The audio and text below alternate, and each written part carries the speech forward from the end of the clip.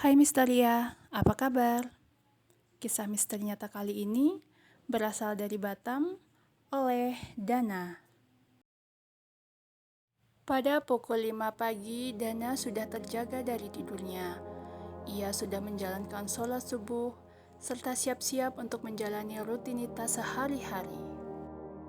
Dana adalah seorang ibu muda dengan 2 anak yang tinggal terpisah dari suaminya. Hal ini dikarenakan sang suami bekerja di luar pulau. Pagi itu Dana berencana untuk menyiram tanaman yang ada di halaman depan rumahnya. Pagi itu juga, untuk kesekian kalinya, Dana mengeluh akan halamannya yang sangat berantakan oleh material-material tukangnya. Dia sedang merenovasi dapur. Untuk itu, banyak peralatan tukang yang berserakan di halaman rumahnya. Ia mendengus kesal. Dana harus segera menyiram tanaman sebelum air yang dipakainya segera mati pada pukul 6 pagi. Hal itu sudah diatur oleh pengelola air di mana Dana bertempat tinggal. Dana pun segera bergegas melawan waktu. Tak lupa, perempuan berumur 30 tahun itu mengunci pintu dari luar. Jika tidak, angin akan membanting pintu dengan sangat keras.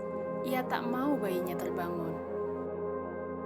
Tak lama kemudian, Dana melihat loyang miliknya tertelungkup di atas tanah. Loh, bukannya kemarin aku sudah meminta anakku untuk membawanya ke dalam rumah? Masih saja ada di sini. Apa yang dikerjakannya? Pikir Dana.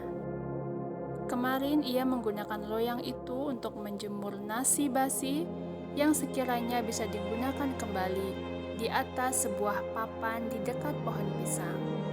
Namun, karena banyak burung-burung yang memakan nasi sisa itu, nasi segera habis dan loyang pun jatuh tertelungkup di atas tanah. Anakku, lekas ambil loyang itu dan cuci di dalam rumah. Bukankah aku sudah menyuruhmu dari kemarin sore? Begitu pikir Dana. Ia sudah tak sabar dengan kelakuan anaknya yang selalu bermalas-malasan. Ia pun segera melanjutkan aktivitasnya untuk menyiram tanaman yang berada di luar pagar. Di tengah kesibukannya, Dana sempat berpapasan dengan sang anak yang tengah berjalan dan berhati-hati karena berjalan di atas tetumpukan kayu. Dana mengerti. Anaknya sedang menghindari paku-paku yang mungkin saja tertancap pada kayu-kayu yang berserakan di halaman rumahnya. Bunga-bunga sudah basah tersiram air, saatnya menyiapkan sarapan. Namun seketika pandangannya tertuju pada loyang yang masih tertelungkup di atas tanah. Apa yang dikerjakan oleh anakku? Mengapa loyang masih ada di atas tanah?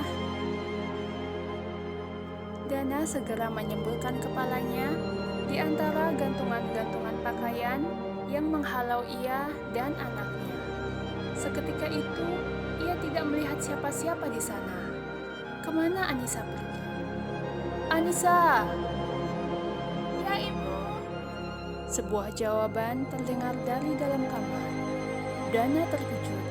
Ia segera menyuruh Anissa keluar untuk mengambil loyang dan membersihkannya di dalam rumah. Pintunya Ibu, kau menguncinya dari luar. Lagi-lagi Dana terkejut. Ia sangat ingat bahwa ia mengunci pintu dari luar. Tapi hal itu tidak ia ingat saat ia berpapasan dengan seseorang yang ia sangka adalah Anissa, anaknya. Hai Bu Dana, tidakkah kau tahu bahwa pohon pisang itu memiliki penghuni? Ucapan itu kembali terngiang. Menurut sang tetangga, pohon pisang adalah pohon yang sangat keramat dan disukai oleh makhluk halus untuk disinggahi. Namun Dana tak memikirkan hal itu. Baginya, pohon manapun sama saja, tidak keramat ataupun memiliki penghuni yang merupakan makhluk halus. Setelah kejadian ini, akankah pemikiran Dana tentang pohon pisang akan berubah? Lalu, siapa yang berpapasan dengan Dana saat anaknya sedang asik di dalam kamar? Ada beberapa alasan mengapa pohon pisang sangat disukai oleh makhluk halus terutama pocong. Alasan pertama adalah karena batang pohon pisang dahulu sering digunakan sebagai penyangga jenazah saat memandikan jenazah. Alasan kedua adalah lingkungan di sekitar pohon pisang yang menjadi lembab yang banyak mengundang cacing dan ulat, di mana keberadaan cacing dan ulat ini menarik pocong untuk singgah di pohon pisang. Setelah penjelasan tadi, apakah kalian percaya tentang mitos pohon pisang?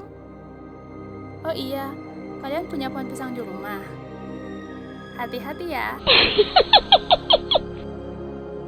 Sampai sini dulu ceritanya. Nantikan kisah nyata misteri selanjutnya ya. Bye-bye.